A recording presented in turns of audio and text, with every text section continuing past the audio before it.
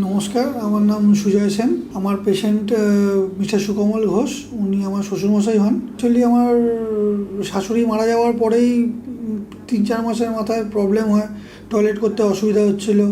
So সেখান থেকে doctor দেখানো হয়, ইউরোলজিস্ট। তো উনি মোটামুটি দেখে একজন সাজেস্ট করে মেবি হয়তো এটা ক্যান্সারের দিকে, তো বায়োপসি করানো হয়। তো বায়োপসি করানোর পরে টেস্টে পজিটিভ আসে, সেটা মোস্ট প্রবলি সেকেন্ড স্টেজ হয়তো। তো তখন বলা হয়েছিল যে ওটি করানোর জন্য। তো কিন্তু মানসিকভাবে তো ভেঙে পড়েছিলেন যে এখন এই বয়স 72 ইয়ার্স, কতটা ধকল নিতে পারবে, ব্লাড লস হবে।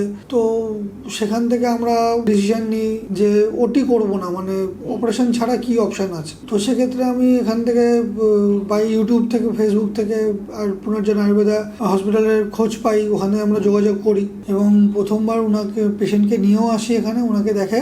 তখন উনি প্রায় হাঁটতে চলতে খুবই অসুবিধা হতো, লাঠি নিয়ে হাঁটতো এবং খিদে ছিল না, খুবই অল্প পরিমাণে খাবার দাবার খেত।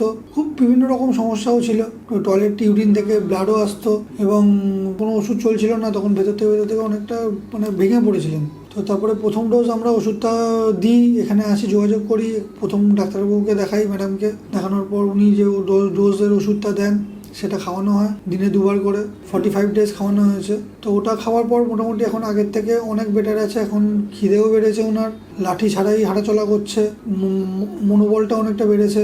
তো আমি এখন সেকেন্ড ডোজটার জন্য নিয়ে এসেছি নিতে। তো সেটা আমি কালেক্ট করলাম আজকে। তো এখন দেখা যাক কতটা কি ইমপ্রুভমেন্ট বাদবাকি ফিউচারে বা পুরোপুরি কিওর আশা করছি হয়ে যাওয়া যাবে। তো সেই আশা নিয়েই রয়েছি।